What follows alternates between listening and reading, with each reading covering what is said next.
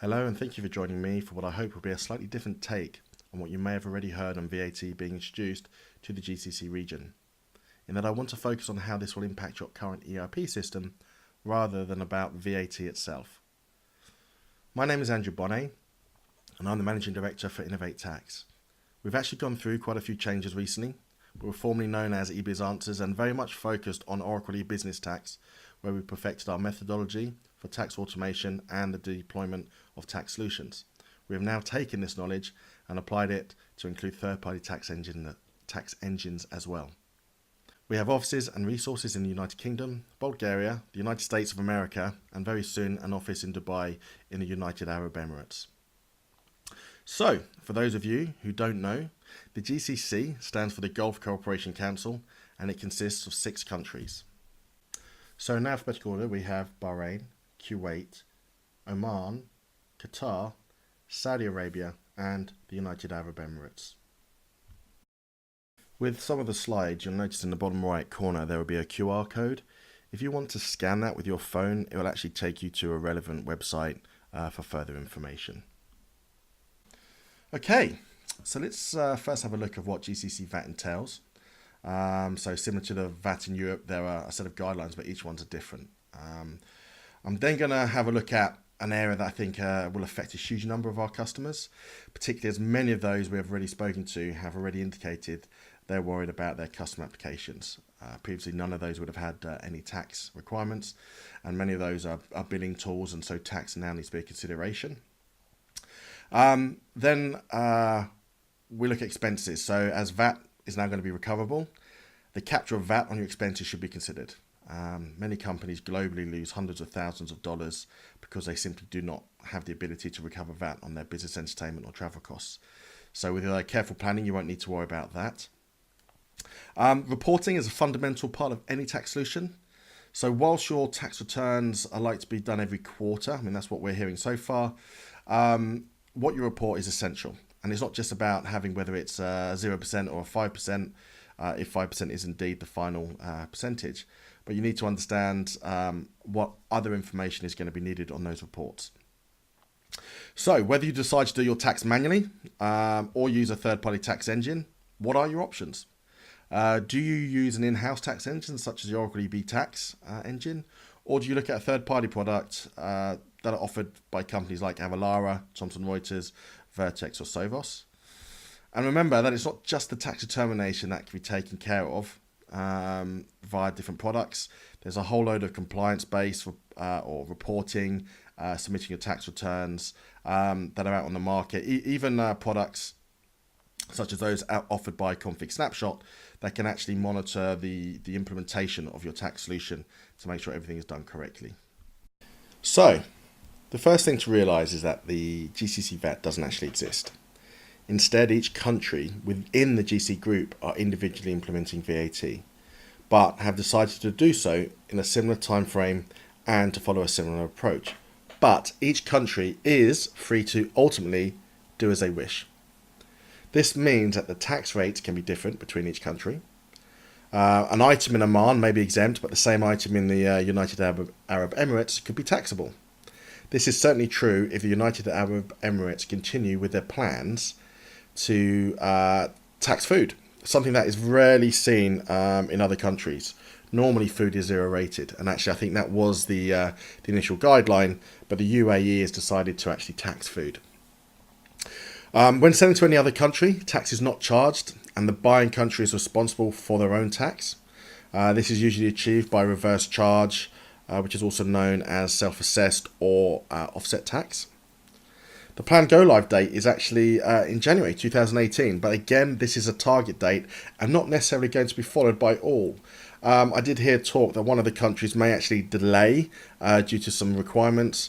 So if you are setting up a joint tax regime, i.e. one for just the GCC, and you're expecting all the countries to go live at the same time, i.e. that's when you turn it on, and one of those countries doesn't, your solution may be a bit of trouble there.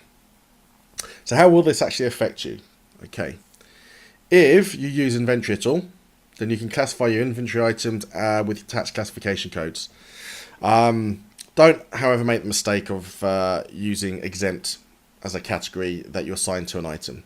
because that item may not be exempt in all countries. So what I mean by that is, something in Oman may be exempt, but in Saudi Arabia it could be taxable.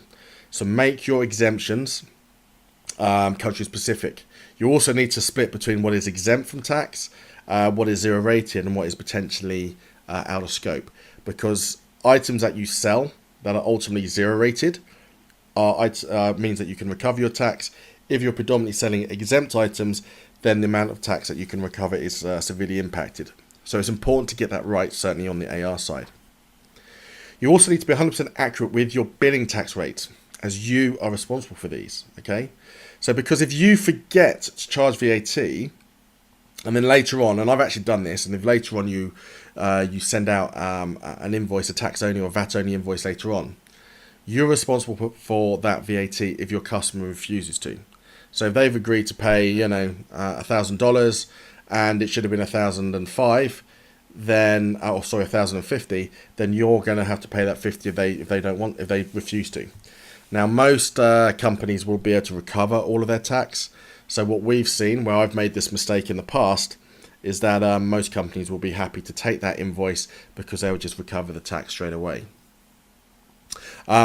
Any good tax automation consultant will be able to build that logic now. So all the inventory classifications based on their experience on other VAT-based countries. I think that's important. Something that's going to come up throughout this will be the importance of having someone that knows what they're doing for tax. There's lots of people out there who think they can set up a tax rate or a tax rule. There's very few that can actually set up a tax solution. So be careful who you choose. On the payable side, you do have a little bit more flexibility because the invoices that come from a supplier should have the correct tax on them. And if they don't, it's the responsibility of that supplier in most cases. So assuming that the standard rate is always applied by default, this means that you can override the tax when it's exempt, zero rated, or out of scope. Ideally, however, you are going to use an automated approach. You can use a manual one, but you can put in sufficient logic in place to minimize any user interaction. The Innovate Tax methodology is always to minimize the responsibility on an end user. So users never choose a tax rate. Users only choose information that leads to a tax rate. Within our solution, that helps us both in terms of reducing the risk of users choosing the wrong tax rate, but it also gives us an extra level within our tax analytical tool. So what can you do right now? Right, so many of you may actually be holding off because the tax laws have not yet been signed off, but this does not mean that you cannot get started. And how do you get started, you may ask, if things aren't available. Now it does depend on the ERP solution that you use. Okay, so we're obviously more of an Oracle shop, and it also depends on the tax engine you provide. So if we were to look at Oracle as our ERP and using the Oracle in-house EB Tax solution as an example, at Innovate Tax we can actually use our EB Tax Rapid Install and have you up and running within a day. It's as quickly as that in terms of a tax solution. So even though the tax rates may change, or the items haven't been classified yet, it makes no difference. As long as you can calculate a tax rate and you can classify any items in order to test, that will allow you to put transactions through and test. It does not matter if the final tax rate is 5, 10 or 20%. The point is that you need to be able to test that the tax actually works and you can report on it too. So we're advising our customers to start deploying in their test instances now. We're working with a couple of clients to get them going. And then that will allow them to see where their leaks are in effect. So depending on your integration partner or the tax engine used, you should be able to do something now. Check with your individual tax engine providers to see if they're ready. I'm assuming that most of them will have something, but if they don't, then ask them when they will have products available and if they have some sort of dummy solution that you could potentially use. What you don't want to do is get stuck in some sort of panic mode in a situation where you've left everything to the last minute. All the good tax integration consultants are gone. And let's face it, we are very, very far and few between because they're probably working on other projects. And so if you get your main testing done now, you'll only be left with minimal changes at the end of the year. So it'll give you a huge amount of comfort to actually have things in place and ready now. Continuing on from the concept of getting your testing started now, nothing could be more important than getting the tax working for any custom solutions that you may have, most of which were probably designed without any consideration for tax. But before you jump in, you do need to ask this very important question.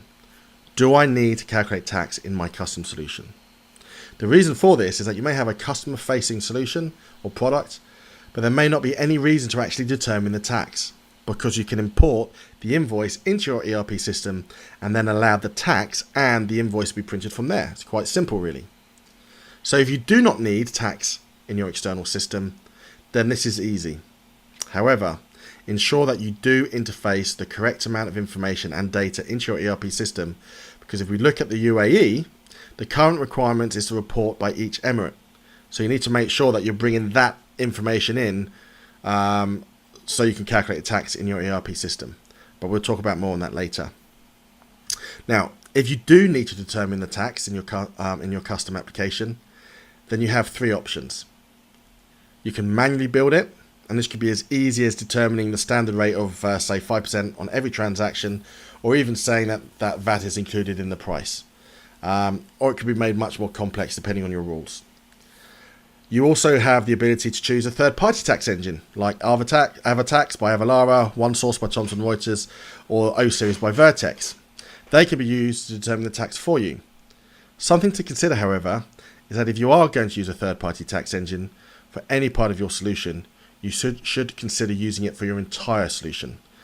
So that it can be standardized your tax offering, right? So that if you're using and going to have the expense of what could potentially be a costly third-party tax engine for just one part of your business, it may not actually cost much more to have it for the entire suite of your business. And also, if you have multiple ERP systems with your ERP suite, so Great Plains, SAP, Oracle, etc., again, it may be more beneficial to have an overall global third-party tax engine that can work with all products rather than individually trying to set the tax up. Finally, you can actually build an API from your custom system to your ERP system. We at Innovate Tax have actually done this with Oracle, and this means we can keep the approach standardized, and we can keep the solution with one source of data. It's actually a very cost-effective solution as well. But don't just jump in, okay? This is the place to get advice, because the wrong decision now could become a very costly one later on. Any good integration partner should be able to help you here, and we at Innovate Tax are always working with our integration partners, and we're currently working with a couple of clients already to offer them a solution assessment where we can understand their requirements and then make recommendations and give options on what the choices are. And we'll always give an unbiased approach from that, so that the client knows exactly what the options are and what the consequences or the benefits, etc., are for choosing those options. So depending on the tax engine that you use, you can start looking at the options now for your custom application, and you can work on the interfaces now to ensure that the right data is being fed through to the ERP system. So there is a huge amount that you can achieve now before we even know the full extent of the rules around GCC VAT. So moving on to our next slide. Something that would be a new concept, other than VAT, of course, is that you can recover the VAT, which in Pebbles is relatively easy because your supplier invoices will actually have the correct tax on them. Receipts for business activities such as travel or meals, business entertainment, for example, will also have VAT, or most likely to have VAT, if the vendor you've bought from is registered. And that tax can be recoverable. So it needs to be entered correctly. So you can check with your ERP solution whether or not they can actually handle the VAT on expenses. But what you'll need to identify is what VAT can actually be recovered, if any at all. Usually VAT on business entertainment is not recoverable, so the VAT part becomes a cost to you. And if you report it incorrectly, you could be liable for fines. If you cannot process the VAT on your expense in-house, or simply do not want to have the actual hassle of doing it, or if you don't have the resources to be able to do it, there are plenty of VAT recovery firms that can take a portion of the VAT that they recover, and they will actually do all of the work for you. Again, if you want to avoid the rush, it's something to look into now. And of course, Innovate Tax do have a fully automated VAT recovery solution for expenses using Oracle ERP. Any ERP solution should be built based on the information you want out of the system. The same is true for any good VAT solution. At Innovate Tax, we always build our solutions based on the legal requirements rather than on the client's requirements. By doing this, we have a standardized solution that always meets all of our clients' needs. But when it does not, we do that extra configuration so that we have the 100% fit. When it comes to building the best VAT solution, you need to look at the tax reports, as these will dictate what information you should be capturing. The final reporting requirements are not known at this point, but we can expect them to be relatively simple at this stage, as the reporting is expected to be done on a quarterly basis. But what we have seen is from the likes of Malaysia and India is that the reporting requirements have been far more demanding because it is through the reporting that the VAT is collected and how VAT fraud is detected. The recent increase by tax authorities to use the SAFT reports, which is the Standard Audit File-Tax, is not something we expect to see at this moment with the Gulf states. The VAT percentage is not the only thing that needs to be captured. The United Arab Emirates has indicated that the VAT needs to be reported by each state. So following more of an Indian GST solution where the amount of VAT needs to be based on each state and the GST number needs to be correctly captured. Similarly, the Emirate, which I was referring to as the state, so the Emirate of where the transaction took place, or in VAT terms, the location of where the service or good was enjoyed, needs to be determined. But this in itself brings us a problem, and a problem that we can actually solve now, well before the go-live date. In order to determine the correct emirate, we need to make sure that the place of supply is working, and to do this, each address used in the VAT transaction needs to have the emirate located in it. So what does this mean to you? What it means is that if you have not already captured the emirate in all your addresses, you're going to need to. You will need to make sure that the address style format being used has the ability to record the emirate and that the address segment can be validated for tax purposes. You cannot afford a spelling mistake, as a tax engine is not going to be able to determine if an emirate has been spelled correctly or not, and therefore could determine the wrong tax. So an action point now is to look for your customers and suppliers and do a data cleanse and update the addresses where possible. During the same process, it would be advisable to get the customer and supplier VAT and registration numbers from all of your suppliers and customers, and enter these into your system as well. It may or may not be a requirement to have these captured legally. In some countries it is, in others it's not, but the sooner you can get this information, the better it is for you. The VAT registration number is also usually a unique ID, and therefore it helps stop having duplicate supplier and customers being set up. You can also register your VAT number, and then you can get this sent out to your customers and suppliers too, which will obviously help them when they're creating invoices for yourself in the future. If you already have other countries where VAT is already being used and charged, then you should be able to use the same invoice format for your GCC countries. It should be a straightforward bring it involved. But if you need to modify your existing invoice because you don't currently have VAT, then these are our tips for doing that. First of all, the VAT solution for your invoice should be dynamic. You do not need to hard code each copy of the invoice by country if you have multiple countries. Instead of putting your tax name on every single line, i.e. this is standard rate 5%, you can use a tax code instead. So A for standard, E for exempt, Z for zero. We don't currently use S for standard because in case in the future you need to split between goods and services. So this is very much like the European Union, where they have to split between the European sale of goods and services. So if you can, think forward, use your experience based on existing tax requirements, you can look at that standardized solution. The VAT code can then be referenced in a summary box in the invoice. This again can be dynamic, so depending on the number of tax types used, the box would grow. And this makes the display of VAT much easier for your customers to recognize. But it also doesn't waste what could be valuable space on your invoice. We worked with one client where their badly designed invoice, due to the fact that they were printing a tax rate name on every single line, meant that the number of invoice pages being printed was increased by about 10%. and that's an extra 10% of printing costs. So something as small as how you define your VAT code and how you print that on an invoice can actually have an increased cost, believe it or not, down the line. It's also likely that if an item is exempt or zero rated, for example, there may be a legal requirement to provide some sort of legal justification on the invoice. I.e., if you're selling gold and there's an exemption for that, there may be some legal requirement to write something that indicates that.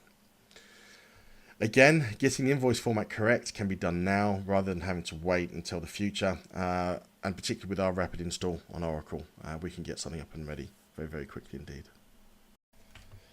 An ERP solution with a fully automated tax engine built in are few and far between, with only Oracle having a scalability of a tax engine that can really work without a need for customization.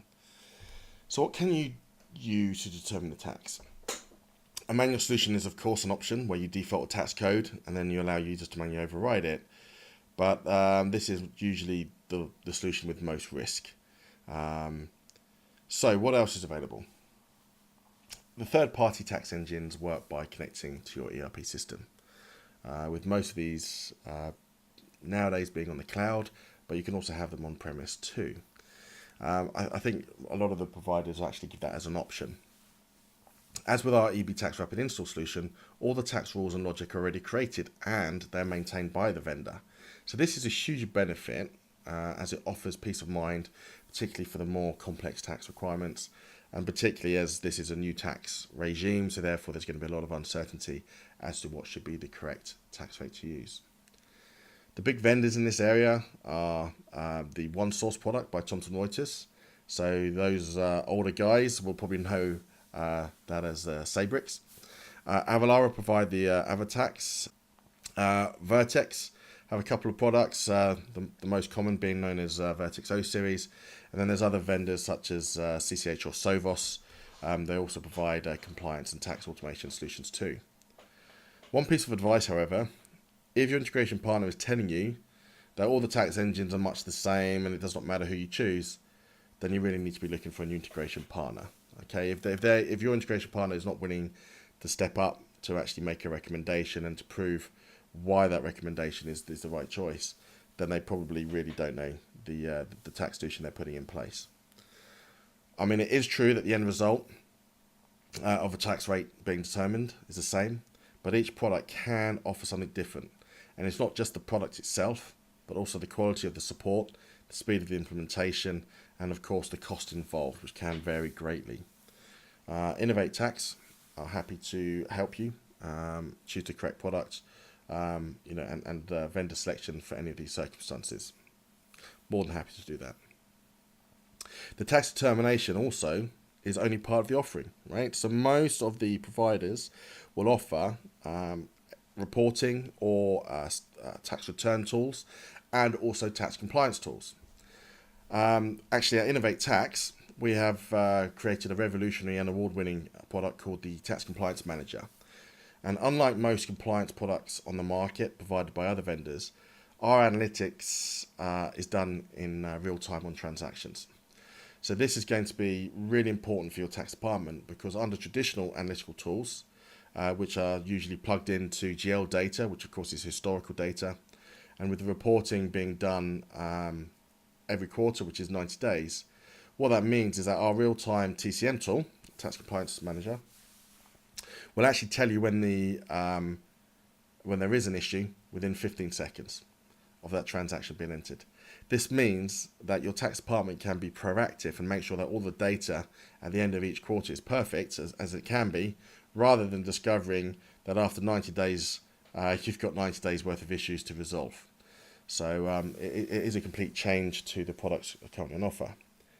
One thing that an in-house tax solution is unlikely to give you, though, is the consistency if you have multiple ERPs in your sort of IT estate. Okay, so if you have Oracle, SAP, Great Plains, Sage, Workday, NetSuite, and you have a mixture of different ERP tools, because a lot of companies in the Middle East, they actually have a lot of quite a diverse portfolio when it comes to their group makeup.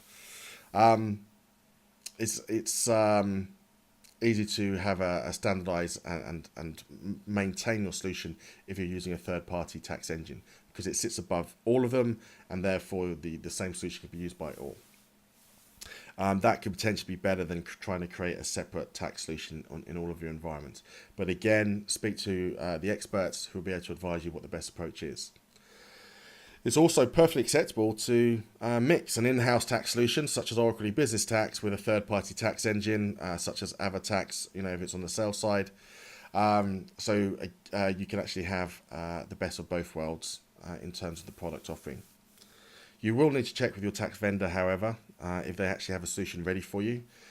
Some of the vendors in the past have been a little bit slower to be able to actually provide an offering, because they have to make sure that their solutions are 100% correct, and therefore they need all the laws have been passed.